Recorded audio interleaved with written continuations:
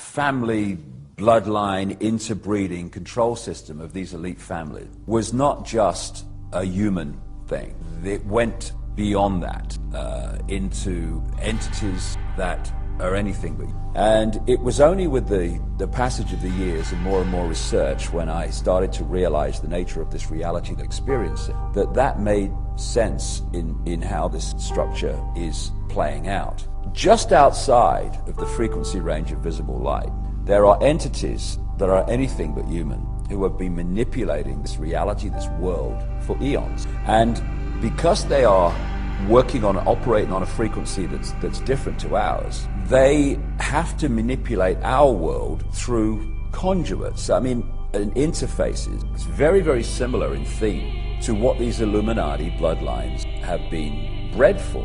They are bred to be the vehicles within visible light, this world of experience, of these entities. And if you go back and you look at religious beliefs, etc., of the ancients and the accounts of the ancients, these entities, which go under different names, some people call them the serpent race, some people call them demonic. In the Islamic culture, they call them jinns, all different names, but the same entity. The bloodlines are interbreeding incessantly and have been right back to ancient Babylon and Sumer and Egypt, etc., and beyond, because they are holding a certain genetic code which allows the possession, another ancient common theme from as far back as you can track right to today, a genetic code which allows these entities to possess these particular bloodline families within the reality that we experience. And these families are therefore simply vehicles of these demonic entities. You research any of these families, be it the Rothschilds, the Rockefellers, Greenspan, Alan Greenspan, any of these people, you will go eventually into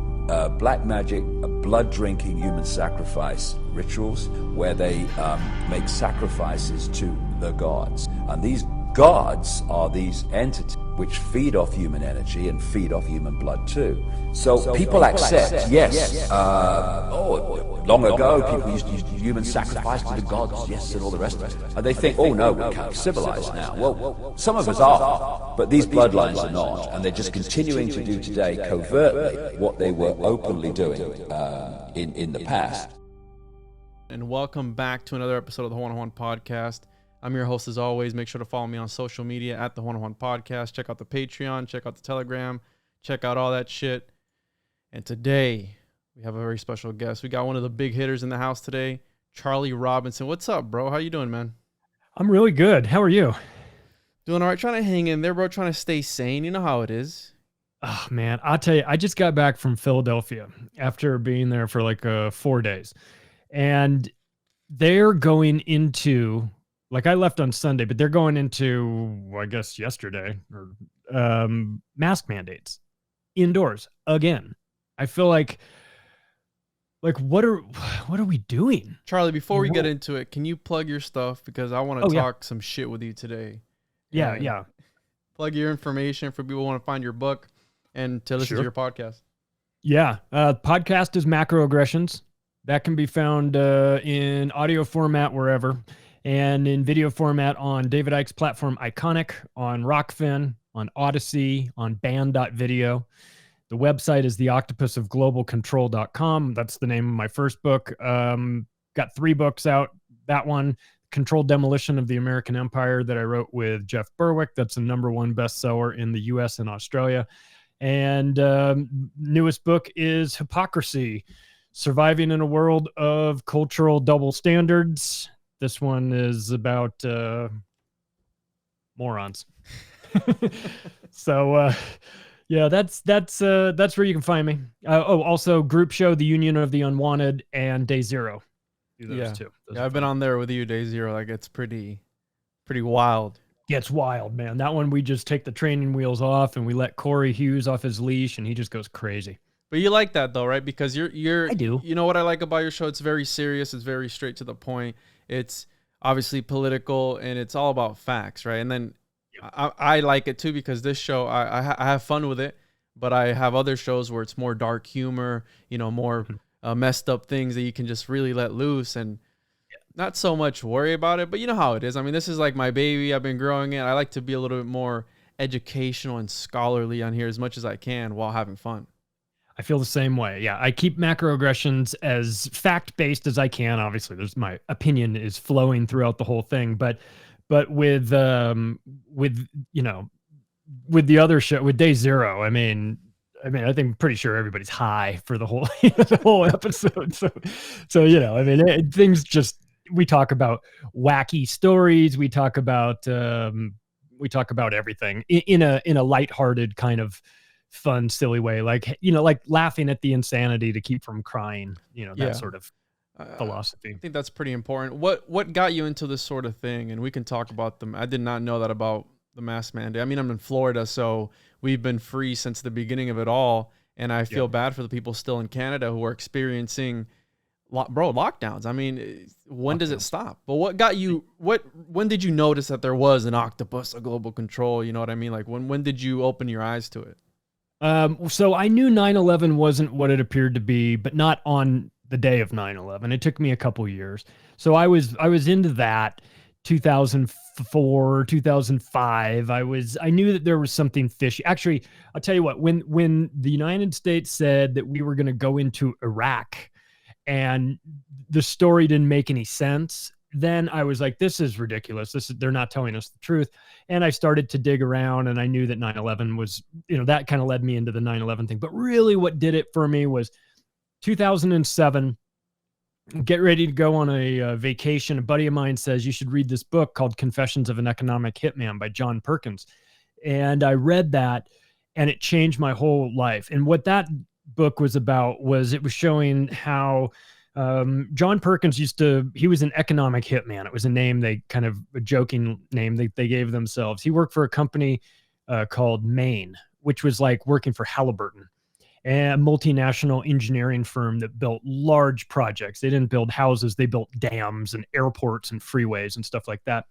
And he was talking about in this book how in the 70s and 80s, he would be tasked with getting these projects built in different countries. And he would go to the president of the country, and he'd say, you know, you've got here in Ecuador, you've got the great topography, a perfect place for a hydroelectric power plant. Like, we could build this. It'll cost X number of, you know, $2 billion, but it's okay, because you're good for it. My buddies at the IMF and the World Bank have lined it up. They're, you know, here's how it'll pencil out. It'll generate this much electricity. All the kids will learn how to read at night. You know, they'll have electricity now. It'll bring you into the 21st century, you know, all that stuff, or I guess at the time, the 20th century. So it'll elevate your living standard.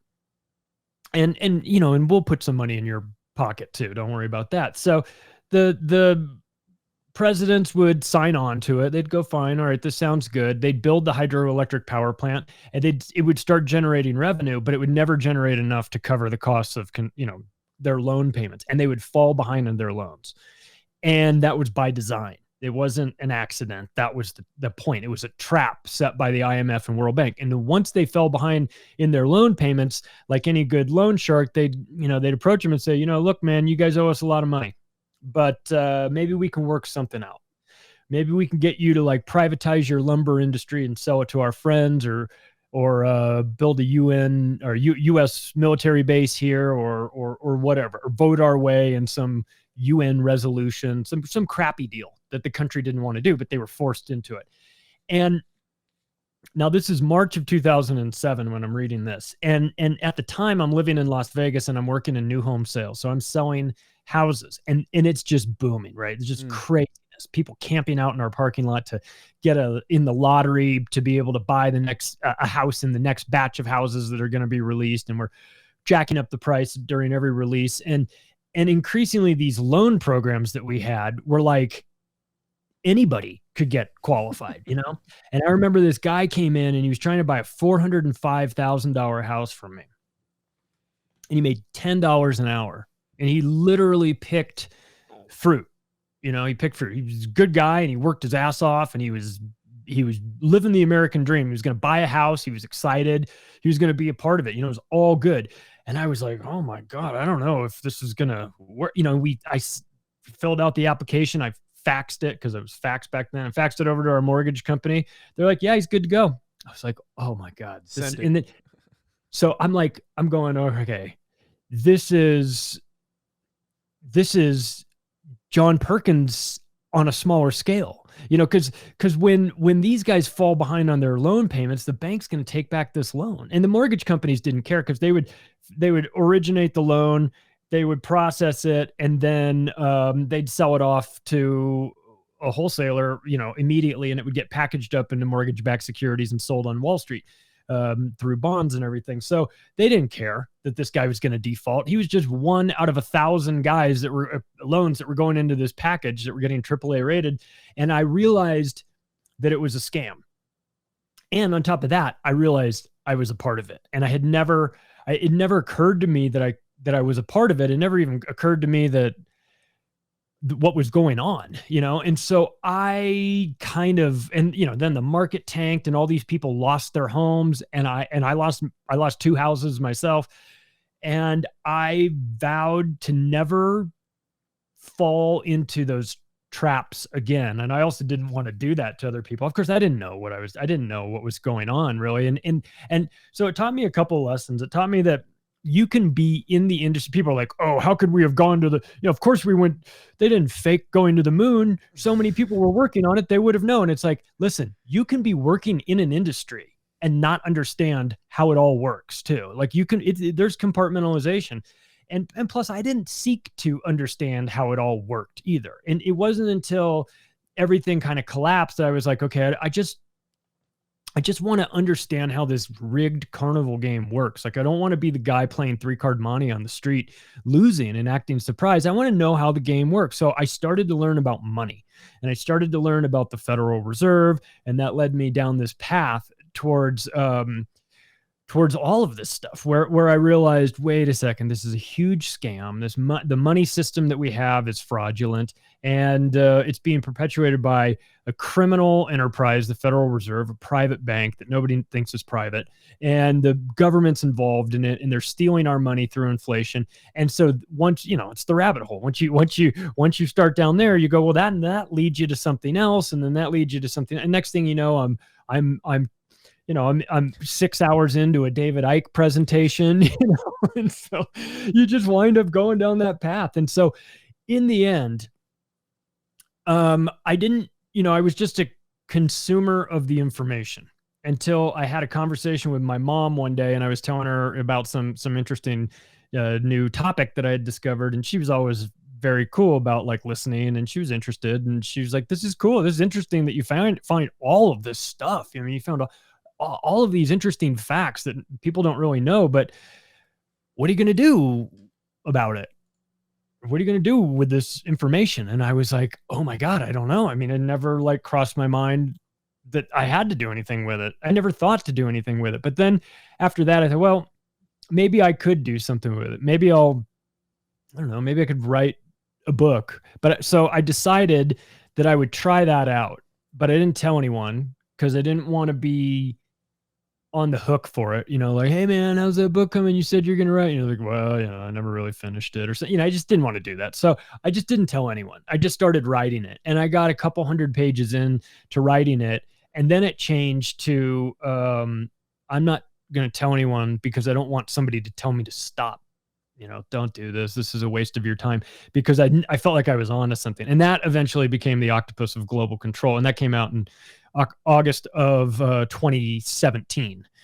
And that I just went out and started promoting that book, and it just blew up. I mean, because I think part of the reason was that the format of it, I put all these over 700 quotes are in the book from 500 different people talking about some of the, real quotes that you would never ever hear on the nightly news, things that I had dug up that these people had said. And I kept feeling like I'm no expert on this, right? Don't take my word for it.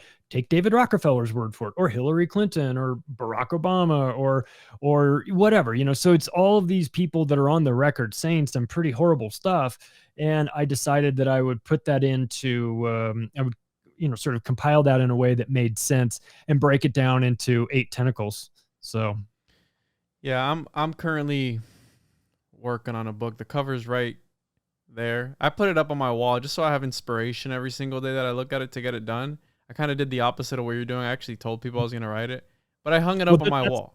You know? That's one way to do it. You can either do that and then now you're being held accountable, or you can say nothing and then you're unaccountable and then it's all up to you. So I do like the way you did it too, but in my case, I just didn't know. I didn't know what I didn't know. I didn't know how much work that was. And I wrote that book in the middle of the night, man. I wrote that. I would sneak out of bed and write, like, I'd have an idea and I'd write like 2 paragraphs or 3 paragraphs or something, go back in bed. And I was writing at odd hours. My wife probably thought I was cheating on her or something. I don't know.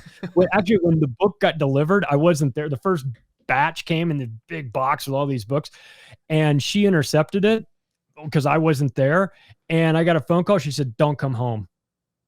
And she threw me out of the house for 2 days for cheating on her. And I was like, I wrote a book. Like you could talk this. I mean, there's some housewives out there that would probably love to change places with you. Like, oh no, your horrible husband went out and wrote a book behind your back. You know, like I could have been doing all kinds of other horrible things, and I didn't. I just was very secretive about it because it was, I didn't think I'd have the support. And of course I was right. Yeah, well, that's a whole nother thing. But were you scared at any point to really come out? Because, you know, there's certain subjects that in the conspiracy realm that are kind of off limits. And you know which ones I'm talking about, right? The whole pedophilia and all this QAnon bullshit that they talk about, like all this stuff. Were you scared at all to actually come out and write a book? And I don't know if you used a pen name or not. Maybe perhaps you did. Well, there you go. You didn't. Were you scared that you'd be targeted at all? Like somebody be coming to your door, you know, and... I'll tell you what, it wasn't lost on me that I was also 44 years old when I wrote The Octopus of Global Control, just like Danny Casolaro was 44 when he wrote The Octopus, and he wound up dead in a bathtub. So it did cross my mind. Yeah, for sure. Because you got to be careful, you know, when you get too close to the truth. FBI, open up! They come a-knocking. Right. I'll tell you what I think maybe... I don't know if it saved me or what, but the tone of the book was, there's so much humor in it too, that I tried to make it as funny as you can with these topics, but I tried to keep it really lighthearted, and I did tackle some subjects that will get you through, that I can't even mention on my podcast because it'll get me thrown off. So I put some stuff in the book that would eventually probably come back to haunt me if I were to ever run for office or anything like that, you know, about a certain school in Connecticut that you're not allowed to talk about. Yeah, I have a copy. I haven't read it though. I picked it up on Amazon, obviously from the Lizards, but there was one thing I really wanted to get your opinion on, because I've been getting called out, right? And as the show grows, I forget that people are listening and it's more receptive, right? As the show grows, it's more, you put something out, it's just picked up quicker than it was, you know, 2.5 years ago when I first started. Right. And I talk about the lizards, Charlie, right? Yep. I say the lizard, the reptilian overlords, the lizard people, the reptiles. And I've been on like 4 or 5 podcasts as of lately, and they've been like, "Hey, dude, you talk about the lizards a lot. What are you talking? Like, where are the lizards at?" Obviously, you know, the Mac Daddy, David Icke, was the one that really brought forth, and you can trace the lizard people back to Mesopotamia. You can go all the way back there and trace it, right? The whole worship of lizard people. Do you subscribe to the idea that these individuals in power are lizard people, Charlie? You could answer yes or no, or like, what's your thoughts on that?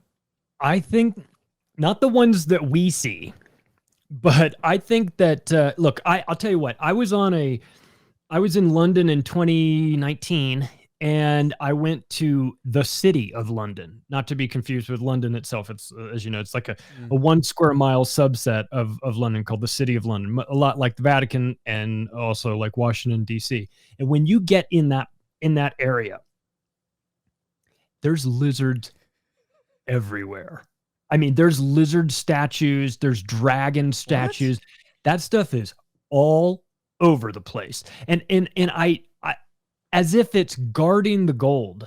You know what I mean? As if it's like the dragons are everywhere guarding the gold. I took a tour through the Tower of London, lizards there. I saw this really crazy like knight lizard statues. lizard statues, knight's helmet, and on the top brim, almost like, like you'd have like one of those cool mohawks. It was just a big lizard sitting on it. There's a lot of artwork. There's a lot of, with regard to the royals, there's a lot of lizard symbology. It means something to them. Now, I'll be clear. I've never had an experience. I've never seen anything quite like that. I have heard Billy Corgan on Howard Stern talking about being at a party and seeing somebody shapeshift in front of him. And he said, I saw something I cannot explain. And Howard thought he was crazy. And he just said, I'm just telling you what I saw. He said, were you drunk? Were you on drugs? He's like, I was 100% sober. So David Icke has had instances where he was sitting in the, dressing room next to Ted Heath and watched Ted Heath's eyes turn black and things like that. So I reserve the right to change my mind if new information is brought to my attention, but I am willing to sign on that there is more to this world than what we see with our own eyes. And I have done enough psychedelics to know that there's another world out there. Now, it doesn't present itself to us in our waking life. We use a very small amount of our brain. There is a part of our brain called the reptilian part of our brain. There's a lot of evidence that points to there being something to this. So I'm going to say it's a real possibility. I've never seen it. I know David, of course. And David, is obviously very vocal on this point. And I understand, and I fully recognize that when you start talking about stuff like this, you sound crazy. Like to someone that's new to this, you sound insane. And I get it. I'm not oblivious to that, but there's a world beyond our eyes. And if we are just pretending that what we see and what we hear as human beings is the only thing out there, then we're fooling ourselves. We're severely limiting ourselves, because there's a whole lot out. I mean, I've done psychedelics that improved my hearing to the point where I could hear people talk, like almost whispering in another room down the hall, and I couldn't hear that before. So what's going on? Did I magically get better hearing? No. Is there something that happens in your brain? Yeah. I mean, it's a mystery to us. There's a lot going on there. So I know it's easy to dismiss the reptilian part. And I know it's easy to paint and say, okay, if once you go reptilian, you're automatically crazy. I fully understand that. But, I would tell people that there's just another world out there, and don't be so sure that there aren't people beyond this. Like you mentioned, Mesopotamia, look at ancient statues, look at all the artwork. There's a theme. There's a lot of this stuff going on there. It might be, easy for us to go, oh, that's nothing. But to the people that are in power, to the people that hold on to this artwork, to the people that have held on to it for thousands of years, there's some importance to it. So maybe we should pay attention to it. So I'm sure you've read, because how I mentioned earlier at the beginning of the show, how your show's very factual, politics, geopolitics, everything, right? And when I talk about, I was on with Joe Roop last night. He's like, bro, I don't know if you're being serious about the lizard people. And I was like, hey, dude, I mean, it's your subjective reality, right? I mean, I can't prove what you're thinking. You can't prove what I'm thinking. It's all what is real to us. Maybe to Crowley, he saw a lamb. He saw some guy in his living room that looked like a little alien. Who knows? We're never going to be able to prove that, right? I think, therefore I am. That was the whole thing with Rene Descartes. But I subscribe to the idea that when I say lizard people, I say these are Kantic forces, right? The dark forces at work in life, in society. Now, I'm sure, I don't know, well, you probably have. Have you read The Crowd by Gustave Le Bon? No. So he is called the father of crowd psychology. And he wrote this book in 1895. And it's a book that is a manual on how to control large groups of people, right? A psychological crowd. Now, when he writes this book, it's from a scholar. He was a social psychologist, so he's writing it from a scholarly point of view, right?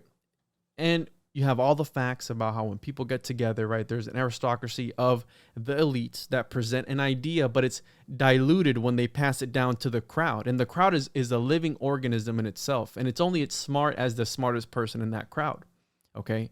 And we see this all the time. We see that what happened with BLM, what happened with Antifa, what happened with all these things all throughout history. We always see this just mass hysteria within a group of people, and they're like barbaric, right? Like how Carl Jung puts it. And that side of people doesn't come out until they're in this congregation of people. Now, when Gustave Le Bon is talking about this, what he calls a suggestion, so it starts with a suggestion that the aristocracy, the individuals, inject into the group, right?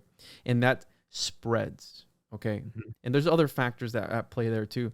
But when he's talking about this spreading, he calls it the contagion, this supernatural aspect, this metaphysical, unintelligible thing that happens within that crowd that gets this idea to spread. And no matter how far I'm not going to call anybody out, but I've listened to people talk about how when they're doing deep research on whatever subject, they don't come across the occult or the metaphysical or anything. But it seems to me, Charlie, like these people understand that there is some sort of mind parasite, if you will, or something more. I think that they are in touch with higher entities outside the fabric of space and time, right? As crazy as that sounds. I think so too. But look at the founding fathers, bro. I mean, you know about this. They had a paranormal experience even within the signing of the Declaration of Independence. So who's to say they were all arguably Freemasons, Rosicrucians? Nothing against Freemasons or Rosicrucians, but again, they were a part of these occultic circles that is all about what? I mean, you talked about the lizard, right? The lizard to these people being something. And in alchemy, the salamander is like their main thing, like this crazy occult special thing. The salamander, it's a lizard. It's a little slimy little lizard. So do you think that they are in touch with higher entities outside the fabric of space and time and that they're in touch with them? I do. I think that they are involved in some, not all of them, no, of course. But I think that when you see someone like the Queen, I think the Queen is one of the most evil people on the planet. I think that these people that are involved at the highest levels, Committee of 300, these people that are brought in, they're brought in. I think that's why they serve for life. That's why Dianne Feinstein's 88 years old and looks like she's on death's door and still showing up to work. Nancy Pelosi, all these people, they never go away. Henry Kissinger never retires. David Rockefeller never retires. I feel like they sign on for life. And that is, I think that there is a darkness to them. They look dark. They look evil. They look unhealthy. They look like they are not human. And I think that it is very likely that they are being manipulated and are promised something and are serving something else. I'm not a religious person. I have no problem with it. I mean, believe what you want to believe as long as you're not harming somebody else. It's none of my business, but I'm not a traditionally religious person. I don't go to my default insult isn't to call someone the devil or Satanist or whatever. So when I say I think these people are working with like demonic forces, I mean that literally. I think that these people are working with some dark energies that we don't come across. We're not in the position to come across it. It matters to them. Mm-hmm. I know that. They act as though they are above prosecution, they above reproach. They act as if they're running things. They act as if they've been given permission to behave this way and start wars and do all the horrible things that they do. And because they feel that there's no accountability. And I think that somebody is telling them there's no accountability. I mean, we've got Geordie Rose, the founder of D-Wave, talking about what his quantum computer is doing. He says, well, we're opening up parallel dimensions and we're going in and dragging information in back from there in here. And it's like, what information are you dragging in, man? Who are you who's giving you that information? What information is it? How are you dragging it back in? Who is providing it to you? So again, I fully recognize how crazy it sounds when you start talking about this stuff. And I don't have the experience to say like, oh, I was in this cult and I broke away and I have all the answers, because I just don't have the answers. I don't know how all that stuff works. But it is a belief based on observations that I've seen. But if someone put me on the witness stand and asked me to swear to it, I can't say that I know for certain that this is happening. I see, like, look at Tony Blair. And you look at Tony Blair and you tell me that guy isn't evil personified. Look at Jimmy Savile. Look at their faces. Look at these people. There's something inhuman about them. Mm-hmm. There's a darkness in them. There's a look, and it's hard to quantify or measure or however you want to frame it, but there is something about these people that it's like when you walk into a room and you go, ooh, that guy gives me a bad vibe. There's something to that. That's when I'm talking about psychedelics and things like that. It's what I'm saying is that there's our consciousness level and there's different levels of subconsciousness. Mm. And when you walk into a room and you're doing your thing, you're going to grab your book, you're going to sit down at this table and you're thinking about, and then all of a sudden you just get a bad feeling about, just go like, what the fuck? Exactly. And that is, so how do you measure that? Did that guy say anything to you? No, you just know instinctively, get away from that person. And so I think that there's a darkness to some people, whether that is their and of course, look, we know about the semi-secret societies of like, that Kubrick wrote about or captured in Eyes Wide Shut, the Rothschild Manor and the parties and the Squid Games, like shows like that. Exactly. There is a history of royal bloodline family elites being involved in very dark occultic rituals, sacrifices, and ceremonies. So, and we're obviously not invited in. Mm-hmm. And it's quite clear that the ticket to admission requires keeping your mouth shut lest your head get removed from your body if you start talking about that stuff. So it's very difficult to find somebody that's able to blab about that openly.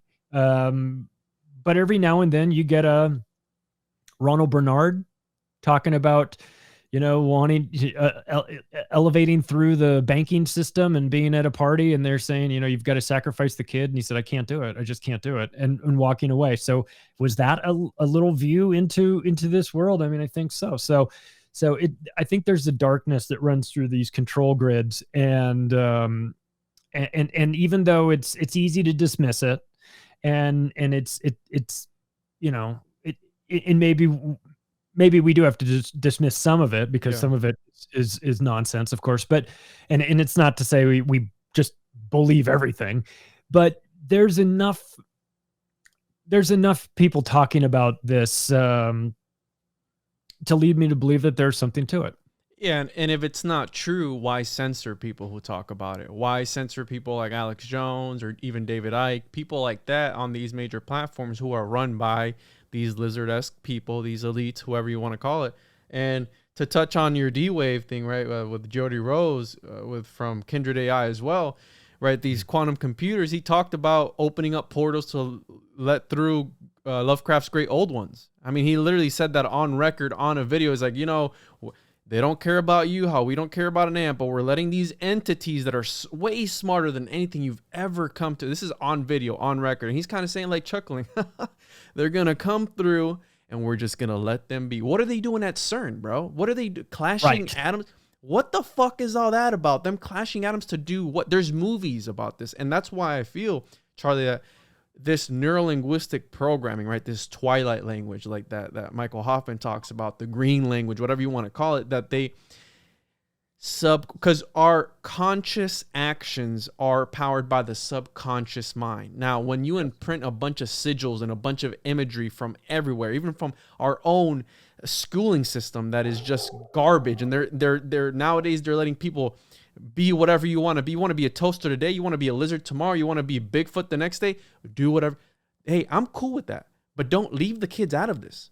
You know what I mean? Like, leave the kids alone. You can do whatever the fuck you want to do behind closed doors, but leave our children out of it. Because, dude, my 4-year-old doesn't even know what cereal in the morning he wants to eat. And you're going to tell me that you're going to tell him what he wants, what he feels like. It's just, don't tell your parents, but, you can be whatever. I was like, no, get the fuck out of here with that. You know what I mean? Later on in life, if he wants to start doing whatever, that's fine with me, because he'll be a grown-ass man. But until he's 18 years old, I don't want these people pumping them full. And it looks like we're going back. The more information we have, Charlie, with technology, the dumber and dumber society gets. You know what I mean? And I was eating sushi the other day with my wife and my kid, and up on the TV, it was like World War III, nuclear weapons. And I go, oh, this is what they're doing now? And you see the waiters were looking up at it. People who are coming in looking up at it. And I go, this is how they get people. They start... Where's the COVID narrative? Where the fuck did that go? Is that gone now? Did we just switch the channel? Like, what's next, Charlie? Are they going to start doing... What's the whole thing with Twitter and Elon Musk? What's going on, bro? We're getting programmed. Like you said, they're changing the channel. Oh, this channel's boring. Click, turn to the next one. COVID's over. Yeah, let's turn. Oh, Ukraine's on. Hey, everybody, Ukraine's on. Hey, everybody, we're only allowed to feel one way in a war. A war that obviously has two sides at minimum, multiple sides if you really dig into it. There's a variety of ways you can feel about this. You're only allowed to feel one way. Obviously, that's a scam. So you have to be careful with that. You mentioned the neuro-linguistic programming too. There's certain things that you can watch. Like on TV, if you get good at this, you can pick it up. Whenever I see a politician do this when they're talking, and they'll do this, which is an unnatural action. It's like your thumb on top of your hand, and they'll point it forward and say, we're going to move forward. And I look at that and I go, I know what you're doing.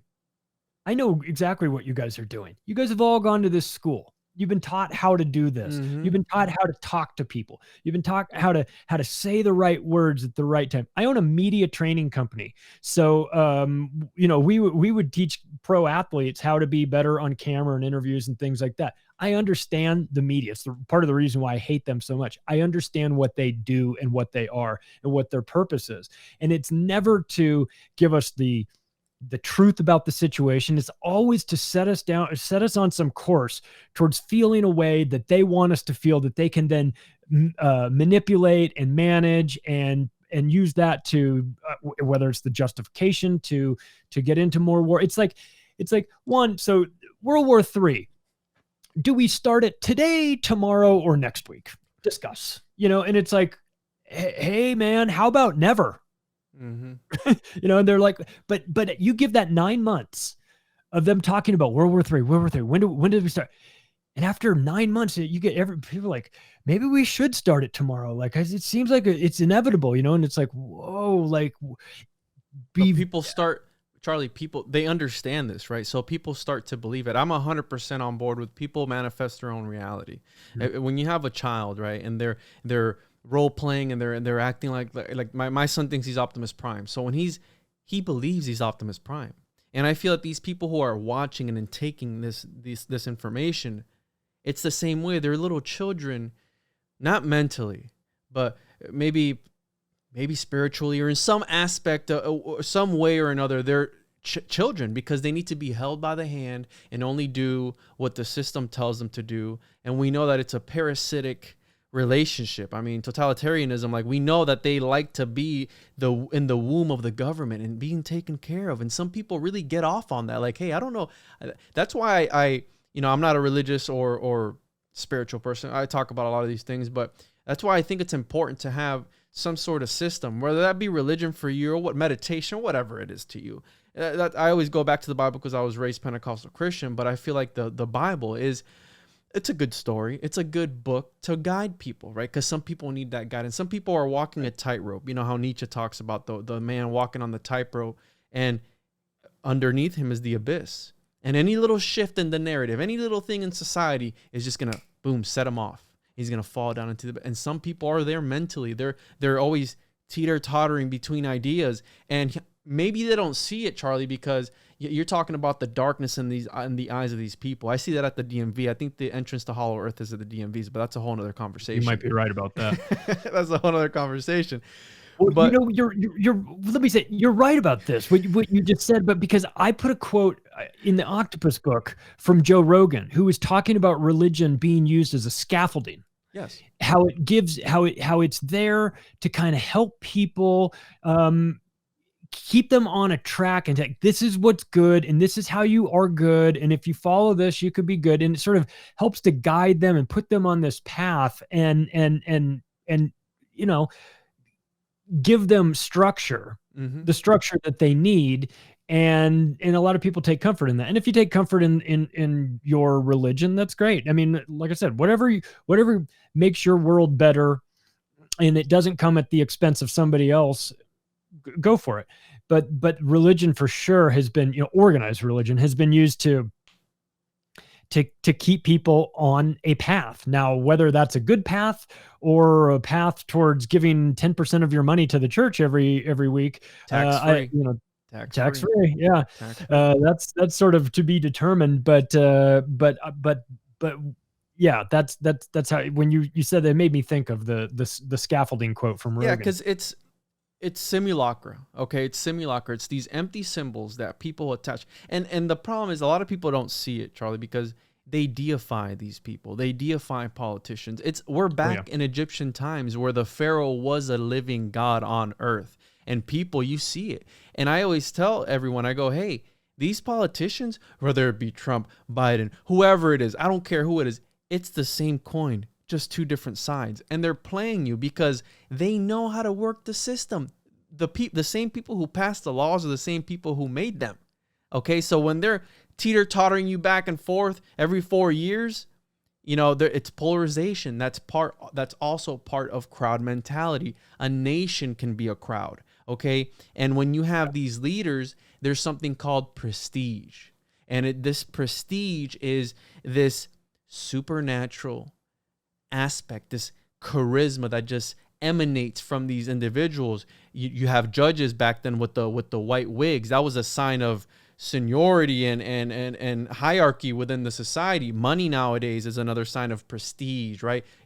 How many degrees do you have, Charlie? Are you a doctor? Oh well, I'm a judge, so I'm wearing this big robe, right? And I'm summoning people to the court. Like, what the fuck is all that about? You're summoning people? Am I a high priest or something? Like, yep. You know what I mean? This language that they use, they understand it. And I'm 100% on board with.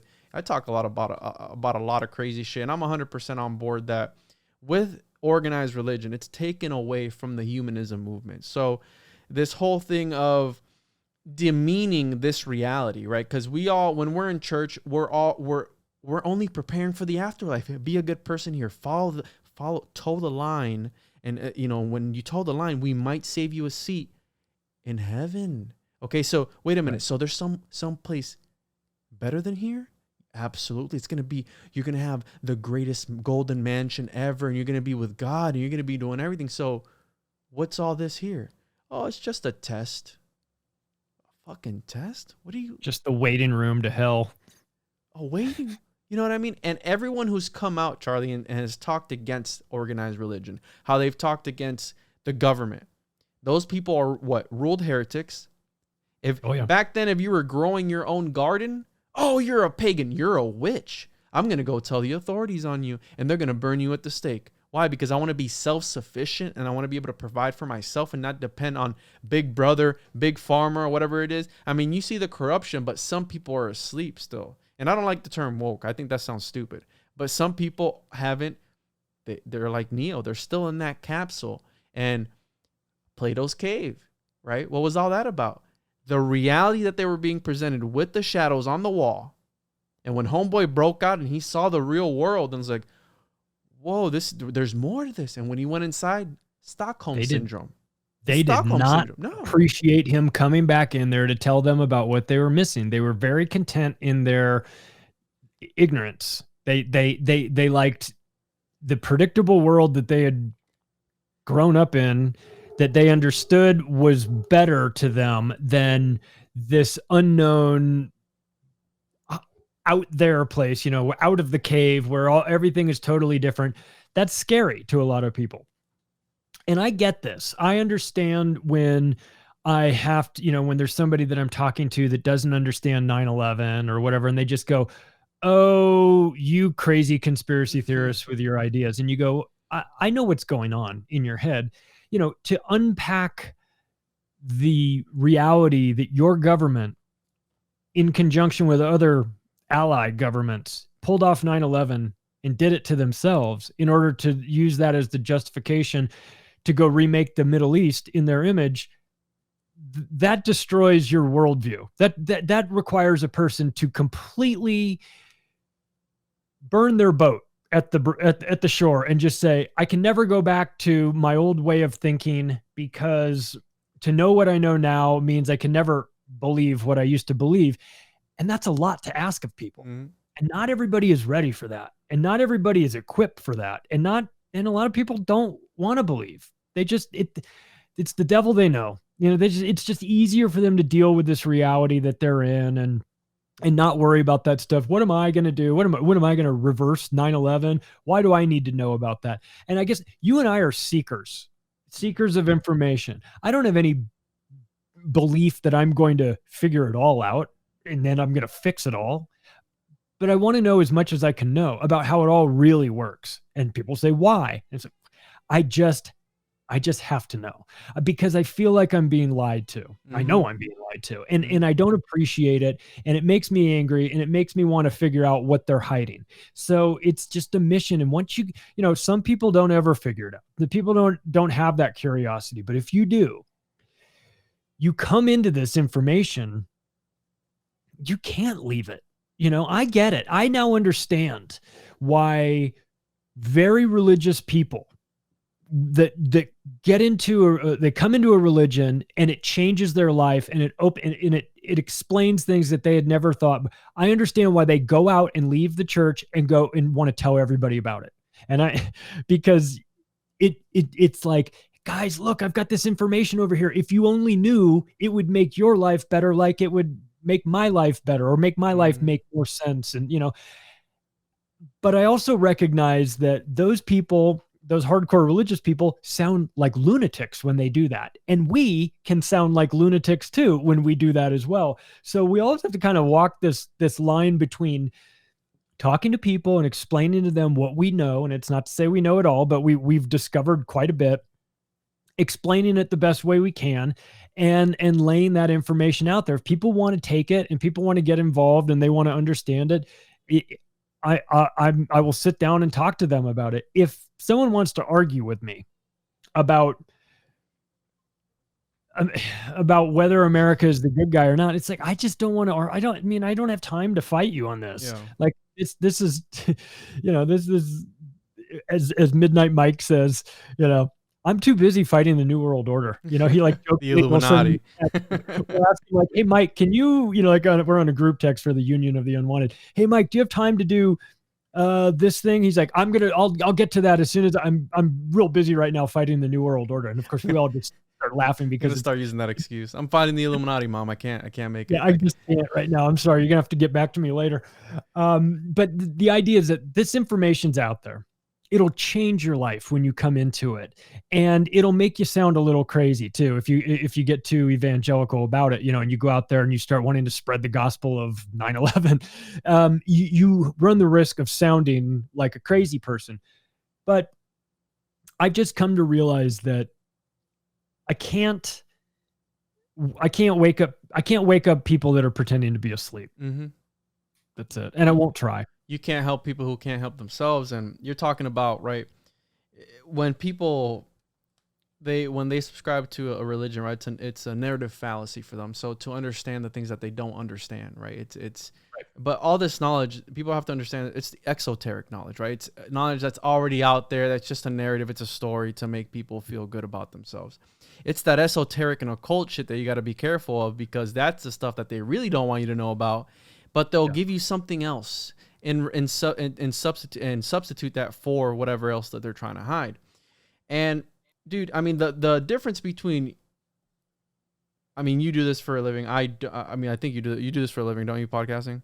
Yep. Well, the problem with the difference between you and like a regular person is that you have the time and you have the energy to look into these sort of subjects, right? You're doing research. I'm doing research as best as I can. But dude, people are in this system that society has put forth that since the beginning of whenever, that it's, you have to wake up 7 to 3, 9 to 5, whatever it is. You slave away. You do this mind-numbing work every single day, day after day, in order to be able to live in a paper-mache house, because this is what they all are nowadays. They're just paper-mache pieces of wood, right? They just, you have this much separation from the outside world. That's it. And you pay X amount of money for that, right? Money, a simulacra, something that's given value just because they say so, because we said so. And when people come home, Charlie, they're tired. They don't give a fuck about the New World Order. They don't give a fuck about the Illuminati. They don't care about any of that stuff. They just want to sit in front of the TV, turn on the Matrix, and not even look at the symbolism behind it. This is a good movie. I was watching Sonic the Hedgehog the other day with my son, bro. Yeah. And I was like, this is occultic as fuck. This is a really occult movie. Yeah, dude, some of the stuff in it, bro. Dr. Eggman is like, chaos is power. He has like this relic that gives him all the power in the world. I'm like, holy shit, look at this. I was like, God damn. You know what I mean? Like, this is a cult, bro. This is the type of stuff that they put in it. Chaos is power, right? Yep. We know from chaos there's order. You know, all this stuff that they talk about. And people are too tired, Charlie. They don't want to put in the work. They don't want to, because how you said, it shifts their paradigm. And when you shatter their beliefs and their paradigms by talking about all this crazy stuff, the stuff that they've been indoctrinated. Bro, I was there. I was 11 or 10 years old reading about the book of Revelations. And that was the first book I ever had, my first Bible from 2005, right? And I'm going to be 28 next week. And I remember reading, bro, when I was 10, 11, 12 years old about the book of Revelation. And my family would tell me, yeah, when the rapture happens and the people who stay behind, they got to get their head cut off in order to go back into heaven with God. Bro, I was 12 years old reading about this. That's traumatic for a kid. Yeah. You know what I mean? That's trauma bonding. Yeah. And that's disgusting. And it's no accident either, too. You know, this is, I get it, that, everyone's working 9-to-5 jobs. They don't have time to look into this. I've worked those jobs too for many, many years. They count on that. They count on us not having the time to dig into this. They count on it. You know, they hide things in plain sight. They count on crowd, you know, the herd sort of ostracizing those that think differently. And there's power in that too. You know, you don't want to be outside of the herd. And I mean, I do, but the general public, they don't really want to be outside of the herd. It's deemed to be a lack of safety. You open the herd up to injury if you stay in and you're a bad person. So they push you out. If you're a sick, wounded animal, you get thrown out of the herd. You know, you don't want to attract a bunch of predators to the herd. So you're on your own, buddy. Sorry that you're sick and limping, but you're going to get eaten by that that alligator, and we're not. So we're moving on. And I understand the power of the herd and the power of the way this system is set up. Safety. They feel safe. It's safety. Yeah. But is it really safe? It's an illusion of choice. It's an illusion. Sense of safety. Because if the herd decides that they're all going to go run off and jump off the cliff, or they're all going to decide that we're going to inject ourselves with experimental gene therapy 4 times a year for the rest of our lives, is that safe? No, that's just herd mentality and manipulation. So I feel like it's important for people to at least understand how this works, how the manipulation works. And if you want to be a part of it and be manipulated, go for it. We're all manipulated. on some level, in some ways, in some things. The goal is to try and pull away from that as much as you can. But I'll tell you what, one of the things that this getting involved in this research has done for me is it once you see how the magician does his trick, you can never unknow it. You can always see, he's reaching in to pull the rabbit out here, and you're looking at the other hand, or you're looking to see what's in his back pocket.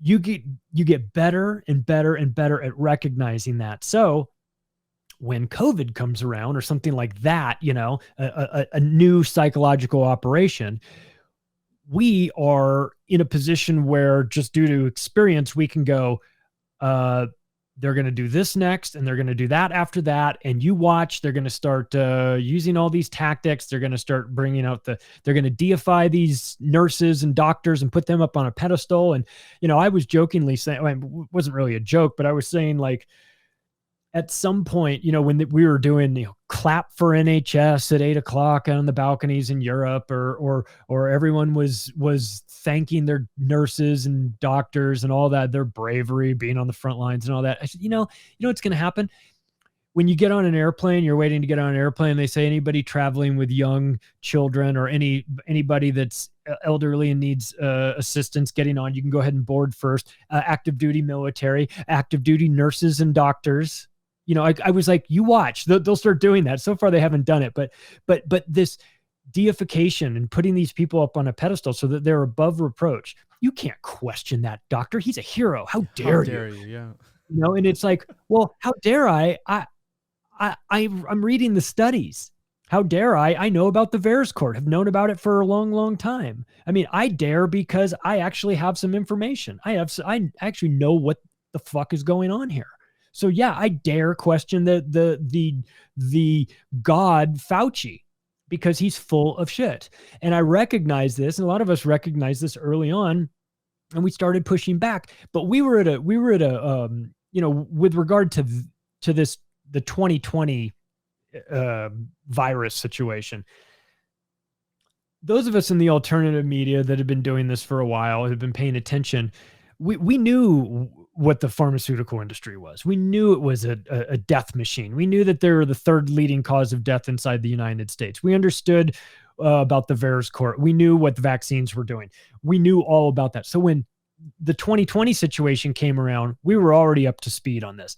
A lot of other people, the vast majority of people, didn't know anything about this, didn't know about the CDC, didn't know that the CDC is basically a vaccine patent holding company masquerading as a regulatory agency. They didn't know about the dangers of the MMR vaccine, let alone rush to market gene therapies. They didn't know any of this. So they had a big learning curve. And it seems like a lot of people are starting to figure it out now. Welcome to the party. Glad to have you here. There's always room for more people. But we were screaming early on, not because we're paranoid schizophrenics, but because we actually had been working on this stuff prior to that, and we knew who we were dealing with. So when you see the head of the CDC come out and start talking about this stuff, I go, that is a person you cannot trust under any circumstances. There's a revolving door between them and Big Pharma. You might as well have the president of Merck come out here and give the speech instead, because that's essentially who's running these so-called regulatory agencies. So there's a benefit to knowing how all this stuff works. If for no other reason, leading back to what I was talking about with my real estate epiphany, where I just didn't want to get scammed anymore. So I made sure that I learned as much as I could about money and all that stuff so that it wouldn't happen again. So for those of you that have just woken up to the 2020 situation that we've been living through, you might find yourself in a similar situation to me, where you just decide, okay, I never want to get scammed like this again. I want to try and understand how it all works. And then the next time they try to do this, and there will be a next time, you'll be like we were with the 2020 situation. We were all up to speed. As soon as that dropped, we knew exactly what was going, maybe not exactly every last detail, but we knew the vast majority of what they were doing and where they were taking us. Not because we're psychic, not because we were looking at a crystal ball, but because we had experience and we knew what was going on. So it's going to become increasingly more difficult for these organizations, the media, the pharmaceutical industry and all to continue to pull these scams over on people. They'll try, of course, and they'll be successful on some level, but there's going to be a bigger and a larger group of people that are aware of this. So it'll be increasingly more difficult for them to pull these things moving forward, I hope. As we approach the end here, Charlie, I wanted to get your intake on your input on what do you feel that they're lining us up for next? So what do you think is going to be the next big red flag, the false flag, if you will? What do you think that they're lining us up for? What narrative do you feel that they're going to be pushing next with this whole World War III? Is it going to be the actual World War III? Are we in World War III already? I saw that headline yesterday. Well, World War III is already underway, all this stuff. Is it going to be that, or is it going to be something else in the behind the scenes that we can't see? I think we're headed for a banking collapse. I think we're headed for the US dollar being depegged as the world's reserve currency. Berwick and I wrote about that in the Controlled Demolition book as one of the trigger events for taking down the whole empire is the decoupling of the US dollar from the petrodollar arrangement, the loss of the world's reserve currency status, and what that'll do. That'll have catastrophic ramifications for everybody, all countries, not just America.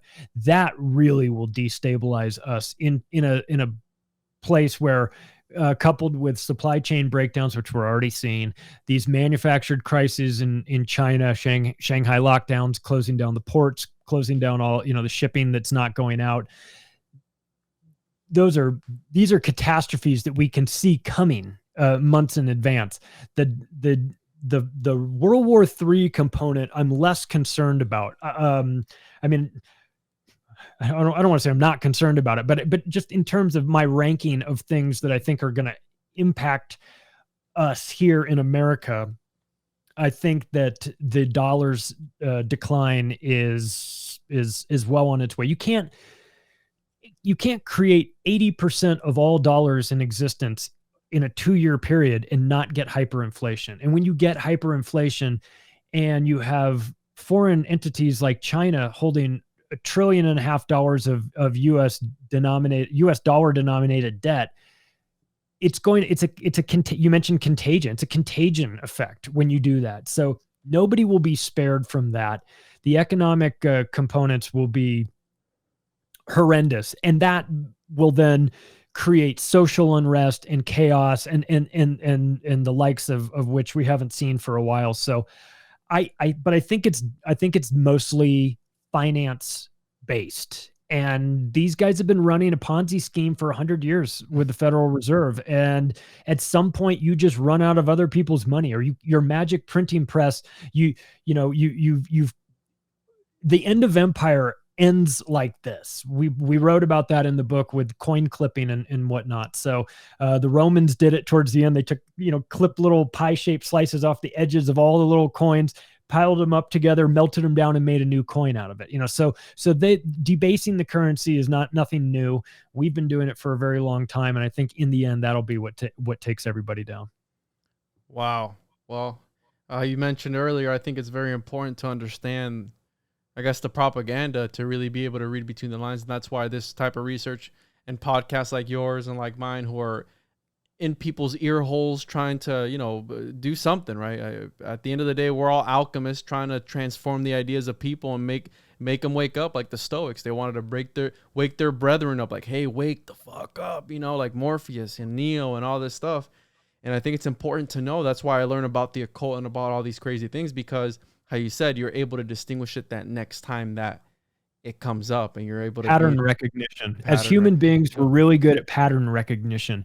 And sometimes you'll see something, you'll go, that looks out of place, or I've seen this before, or this is what somebody says when they're this is what George H.W. Bush said right before he tried to talk us into the first Iraq war. And you start to hear these terms and you go, I see what they're doing. You get better at it the more you do it, but it pays to be watching. It pays to be observant. It pays to be listening to what these people are saying, not so much because they're going to tell you what they're saying, but sometimes what they're not saying too is just as important. And this occult component that you've mentioned a few times here, it's easy to dismiss that.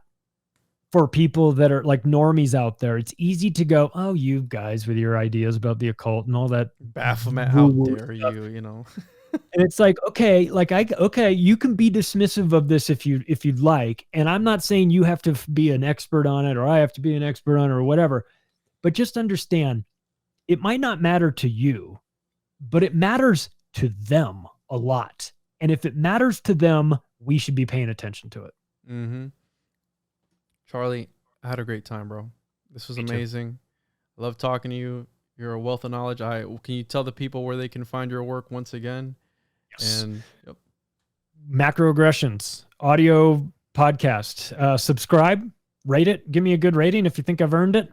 Audio formats everywhere, video formats, Iconic, Rockfin, Odyssey, Band.video, website, The Octopus of Global Control. Check out our group shows, The Union of the Unwanted and Day Zero. And you can find my books on Amazon. You can find them in digital format at my website too. If you want to bypass Bezos and his cock rockets, you can come see me directly. Yeah, we might be seeing some more Charlie here come soon. We got a project, so don't leave after the call, Charlie. I'm going to get your final opinion on something. But thank you for those that stuck around with us for this long. And like I said, don't be a piece of shit. Be nice to everyone. Love each other. And yeah, I'll catch you on the other side. Bye.